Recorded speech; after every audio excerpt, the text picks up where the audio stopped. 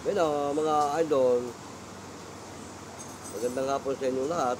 At sana samahan niyo ako sa may sandali nitong ating programa. Dahil ang paksa ng ating pag-uusapan may kaugnayan sa ating mga napapanood na kapwa vlogger na kanilang content ay tungkol sa pagiging albularyo. Alam niyo mga idol, talking about albularyo, yung napanood natin na ini-interview ng kapwa natin vlogger tungkol sa kanyang pagiging albularyo, may punto de vista yung kanyang mga sinasabi na hindi lahat ng albularyo ay totoo. At ang bawat albularyo nga naman o mga faith healer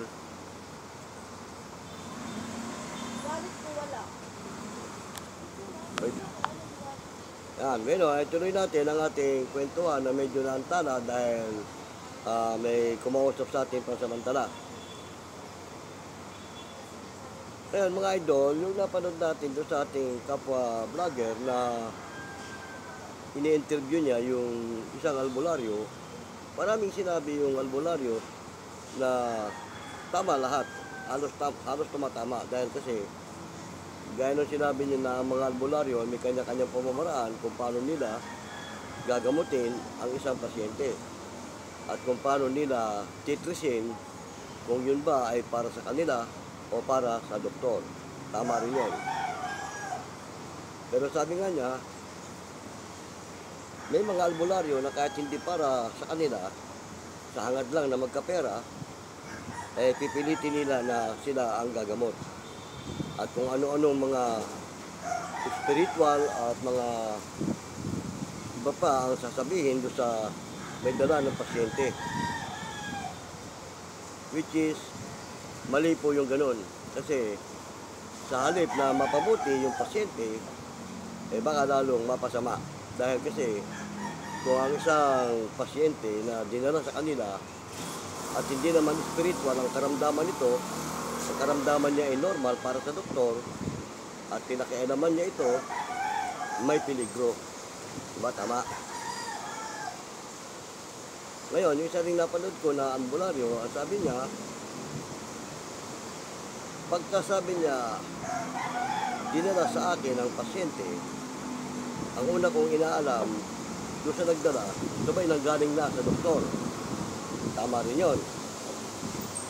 Sabi raw sa kanya, wala raw matrace o makita ang doktor tungkol sa karamdaman nitong pasyente.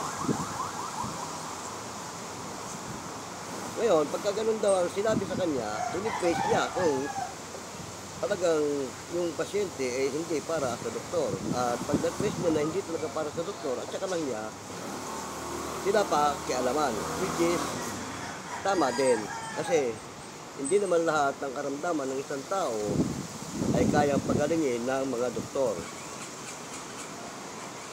May mga pagkakataon na hindi talaga para sa doktor yung karamdaman ng isang tao.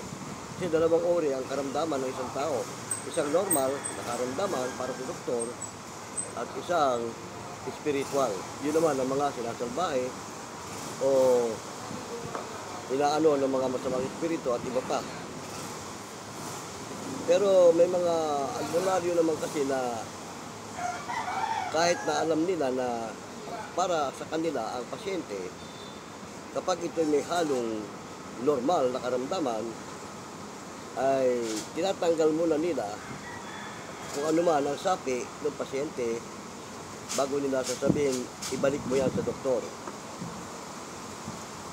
Tama din yun kasi kung para sa doktor at medyo may sabid lang, tanggalin mo lang yung sabid.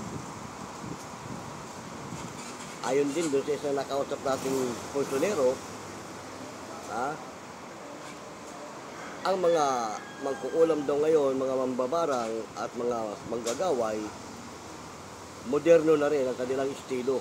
Palibasa na uuso na ngayon ito mga online na ganito sa pamamagitan ng social media. Ang mga mangkukulam nga naman gumagamit na rin ng ganitong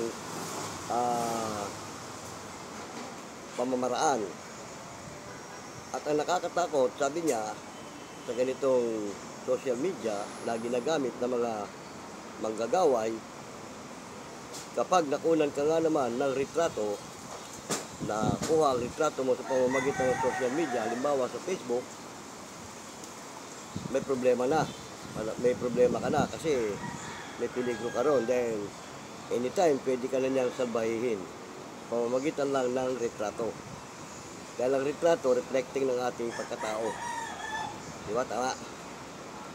Lalo't nakuha niya pati pangalan mo. Sabagay, sa Facebook naman, hindi naman lahat ng Facebook ay totoong pangalan nung may account ang kanyang ginagamit. Pero maski na, hindi mo totoong pangalan niya, kung retrato mo yan, tatalab yan sa'yo.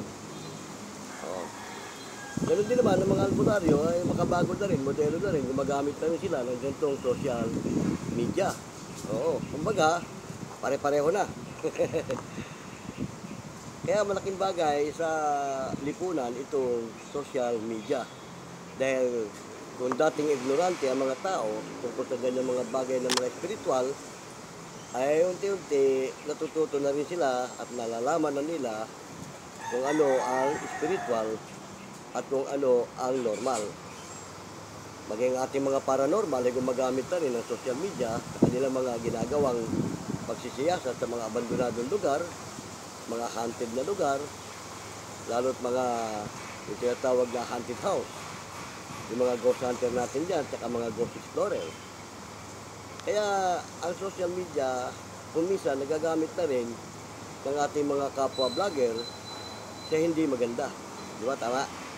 Pero malimit ko ngang i-advise na gamitin natin ang social media sa mabuting pamamaraan at sa pagbibigay ng magandang impormasyon.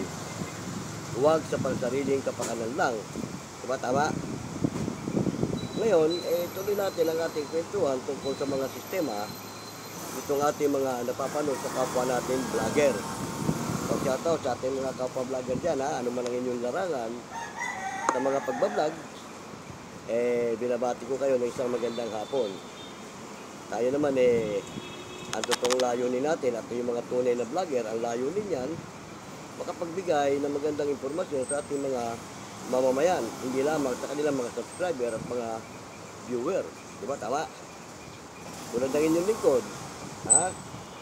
Ang layunin ko, kaya ako nagbablog ng ganito, may parating sa ating mga mamamayan yung mga dapat nilang malaman tulad nitong ating mga pinag-uusapan na may kaugnayan sa spiritual. Ngayon, balikan natin yung tungkol sa mga albularyo. Yung isa ring napanood ko na albularyo, iba naman ang kanyang sistema sa panggagamot. Kaya nga, tama yung sinabi nung una nating napanood na ini-interview siya, may kanya-kanyang pamamaraan ang bawat albularyo. Gayon din naman ang mga manggagawi at mga mangkukulam, mga babarang, may kanya-kanyang pamamaraan din kung paano nila titirahin o sasalbahin yung kanilang biktima.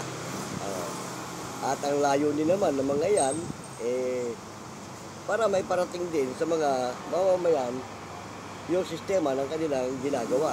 Hindi na rin sila nagtatago at nilalantad na rin nila. Tulad ng napanood ko sa Jessica Soho, isa siyang patikang mangkukulam, hindi niya kinahiyang ihayag yung kanyang sarili sa lipunan.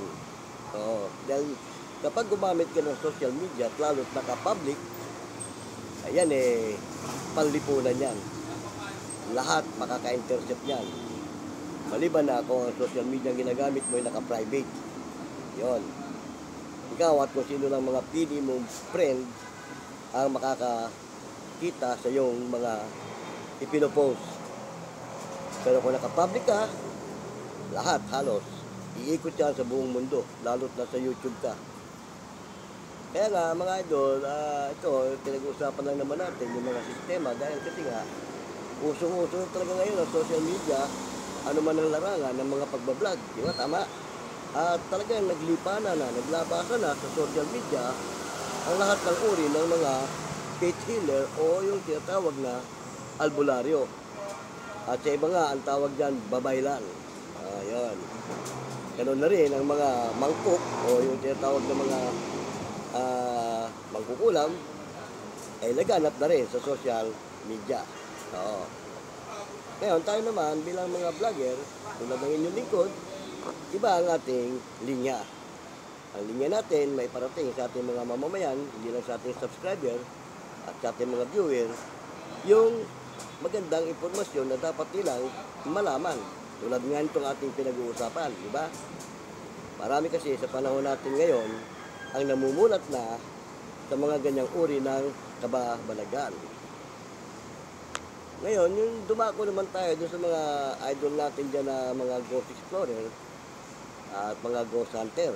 Kagaya nung napanood ko, hindi ko nababanggitin kung sino ito, pinagpipilitan niya na ang nasa loob ng bahay na kanyang pinuntahan ay mga espiritong ligaw, kaluluwang ligaw, at yun daw di umano ay parang may gustong ipahiwatig doon sa pamilya nung sambahayan.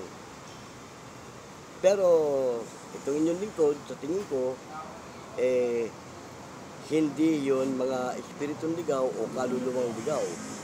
Dahil alam nyo mga idol, no, napag-uusapan na rin lang natin yung mga spiritual na sitwasyon. Nabanggit ko na sa mga una kong video, hindi ako ghost hunter, hindi ako ghost explorer, at lalong hindi ako paranormal expert. Pero nabanggit ko na rin, bilang dating pintor ako, malawak ang karanasan ko sa ganyang uri ng mga kababalagan dahil sa mga abandonadong bahay na nire-renovate at pinipinturahan namin, nakakaranas kami ng ganyan. Oo. Nabanggit ko na rin na ang mga espiritu sa loob ng bahay, kapag yan ay nagpakita sa inyo o kung kanino pa man, hindi niyo dapat yan katakutan dahil yan, imahin lang nung namatay yung kanilang inaanyuhan sa pamamagitan ng Diablo. Oo. Ngayon, yung napanood natin na pinagpipilitan niya mga kaluluwang ligaw, hindi po yun totoo na kaluluwang ligaw yung kanyang nai-intercept. Alam niyo ba mga idol, ang mga elemento may sariling mundo at may sariling lagusan para makarating dito sa ating mundo. Nabanggit ko na nga na kapag yan ay nanggaling sa kanilang mundo at napadpad dito sa atin sa pamamagitan ng tinatawag na vortex o yung portal na dinadaanan, ang bawat lugar na mapuntahan yan at nagustuhan, hindi na yan aalis dyan. Maliban ng kaya mong palayasin o puksain. Tulad nga nung napanood natin na pinagpipilitan niya yun di umano ay mga espiritong ligaw o kaluluwang ligaw. Pero yun sa aking analysis, dahil nga, bagamat hindi ako paranormal, hindi ako sa karanasan ko, hindi po ganoon ang espiritu. At ang mga espiritu o mga kaluluwang ligaw, hindi mo makakausap. Para kang kumausap dyan sa tuod o sa manikin. Pag nagpakita sa iyo, nakatingin lang yan, kung saan siya nakatayo o saan siya nakaano. Ganun po yan mga idol. Pero yun, nakakausap niya. Ang mga elemento, kapag nagustuhan ng loob ng bahay mo at nakapasok mo dyan, mamamahay na yan dyan, makakasama nyo na yan dyan. Hindi na yan aalis dyan. O makikihalubilo na yan sa inyong pamilya. At ang mabigat niyan, mamimirwisyo yan. At pag hindi kayo nakatiis, kayo ang lalaya sa sarili nyong bahay. Di ba, tama? Ngayon, kung meron kayong kakilala, nagkagayang mga albularyo, etc., na meron mga pagpalayas na ganyan, may pag-asa kayo na mapalayas nyo yan o maalis yan dyan. Pero pag mahina